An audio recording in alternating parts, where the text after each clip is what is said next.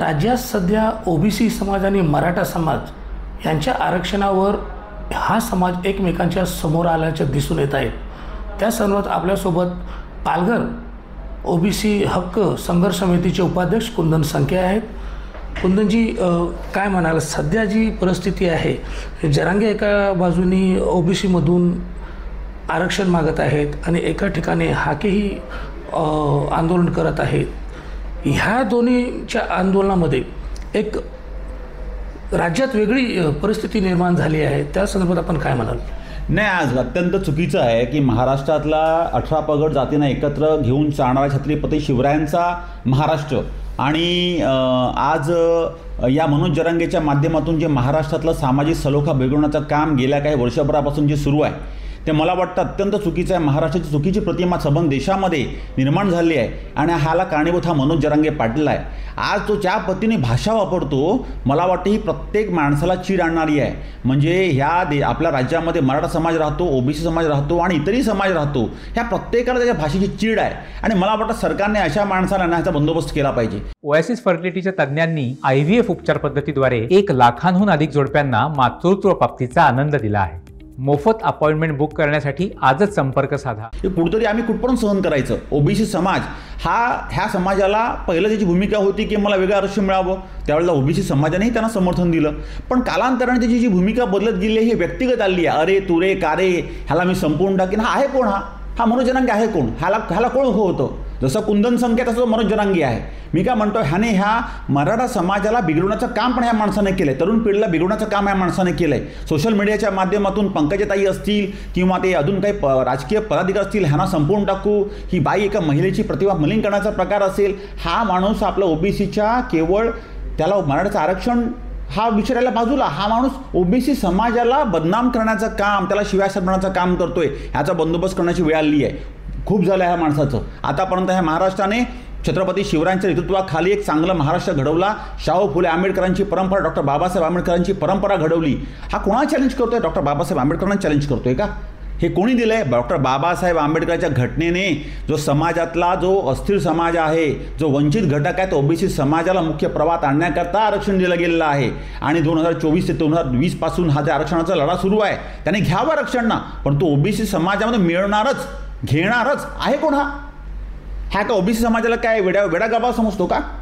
आमचा समाज हा शांत, आता शांत बसण्याची वेळ नाही आहे। मी तर संबंध महाराष्ट्रातला ओबीसी समाजाला आवाहन करतो।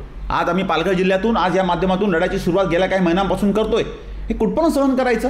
तुम्ही एखाद्या खुर्चीवर बसून बेडवर झोपून 10 दिवस उपोषण करायचं, संपवायचं, मंत्री महोदयांनी यायचं, त्याचं मानापमान करायचं, पुन्हा मान सन्मान ठेवायचा, पुन्हा हा माणूस 1 महिन्याची वेळ, 5 दिवसाची वेळ देणार नाही, करणार नाही। अरे ही सोडून द्या माणसाला, याला बंदोबस्त करणं गरजेचं आहे। हा समाजाला बिघडवण्याचं काम करतोय, मग तो मराठा समाजाला तरुण असेल किंवा ओबीसी समाजाला डिवसण्याचं काम करतोय आणि सगळे सोयऱ्यांचा समावेश करावा असं त्यांची ही अट आहे। या विषयावर काय म्हणाला? हो साहेब, मी काय म्हणतो, ह्या माणसाला हे समजत नाही सगळे सोयरे हे कोणाकरता लागू असतं? साध्या माणसा विचारा, जर माझी मुलं असतील त्याला किंवा माझ्या सख्ख्या नातेवाईकांना, म्हणजे काकाचा मुलगा असेल किंवा त्याला मिळू शकतं, पण तर माझ्या घरामधली जी मुलगी दुसऱ्या ठिकाणी गेली आणि तिला जर दुसरा समाज असेल त्याला ते आरक्षण मिळू शकतं का? अरे सगळे सोयऱ्याकरता रक्ताचं बंधन असावं लागतं आणि जर असं जर यंत्रणा राबवली सगळी सिस्टीम बिघडून जाईल, घटना बदलावी लागेल। हे घटना बदलू शकते का? ही फक्त महाराष्ट्रापुरती आहे का? ही संबंध देशाची आहे आणि असा माणूस काहीही मागणी करतो, मी सांगेल तसा ड्राफ्ट असला पाहिजे। हा कोण आहे? हा वकील आहे का? जज आहे का? कुठला घटनातला तज्ज्ञ व्यक्ती कोण आहे? कोण का देशाचा पंतप्रधान आहे? हा चॅलेंज कोणाला करतोय? म्हणजे ओबीसी समाजाला चॅलेंज करतोय, घटनेला चॅलेंज करतोय, डॉक्टर बाबासाहेब आंबेडकर घटनातज्ञ आपले भारतरत्न त्यांना चॅलेंज करण्याचा प्रयत्न करतोय। ओबीसीच्या माध्यमातून पालघरमध्ये आपलं पुढलं पाऊल काय आणणार? काही आंदोलनं वगैरे करणार काय पुढची भूमिका आहे? नाही बघा, आम्ही 100% महाराष्ट्राचे मुख्यमंत्री संवेदनशील आहेत। आम्हाला खात्री आहे की ओबीसी समाजावर कुठलाही अन्याय होणार नाही, परंतु आज पालघर जिल्ह्यातल्या ओबीसी समाजामध्ये अस्वस्थतेची भावना आहे आणि म्हणून आज आम्ही सर्वच्या माध्यमातून आमची एक आज बैठक घेतली होती। या बैठकीमध्ये असा निर्णय झाला आहे की महाराष्ट्रामध्ये जो काही हा विषय सुरू आहे, ह्या पालघर जिल्ह्यामध्ये 2 समाज हे मुख्यत्वे आहेत, एक तर आमचा ओबीसी बांधव आणि दुसरा आमचा आदिवासी बांधव।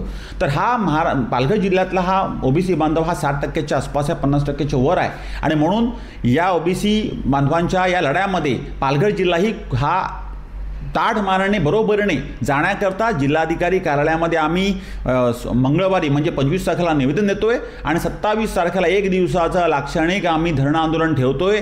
हे धरणं आंदोलनाचं उद्दिष्ट हे आहे की लक्षात ठेवा, या महाराष्ट्रातल्या कुठल्याही जिल्ह्यातल्या ओबीसी राजकारणांना समाजकारण टार्गेट करण्याचा जर मुद्दा होऊन प्रयत्न होत असेल, ओबीसी समाजामध्ये घेऊन दाखव ही भूमिका असेल, तर हा कुठलाही माणूस ओबीसी या शांत बसणार नाही. हजारोच्या लाखोच्या संख्येने जर गरज निर्माण झाली तर पालघर जिल्ह्यात ओबीसी समाज पण एकवटेल. मग तो आमचा मच्छीमार असेल, मांगेला असेल, वैती असेल, कोळी असेल, वाळवळ असेल, कुणबी असेल, आगरी असेल, भंडारी असेल, वंजारी असेल, सगळा 18 पगड आमच्या पालघर जिल्ह्यातला जो समाज ओबीसी समाज आहे हा ह्याच्याचा संघर्ष करेल. आणि मग मला वाटतं ह्याचा बंदोबस्त ह्या मनोज जरांगे साहेबांचा सरकारला करावा लागेल.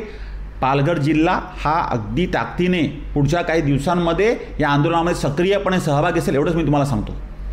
एकंदरीत पाहिले तर ओबीसी समाजाच्या पाठिंब्यासाठी पालघरमधील जे ओबीसी समाज आहे येणाऱ्या काळात लाक्षणिक उपोषण करून त्यांना पाठिंबा देण्याचा निर्णय आज ओबीसी संघर्ष समितीच्या वतीने करण्यात आला आहे.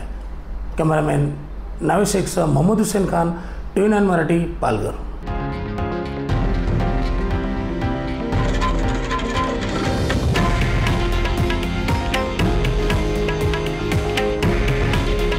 हे आहे देशातील नंबर 1 न्यूज नेटवर्क आणि आपण पाहत आहात TV9 मराठी.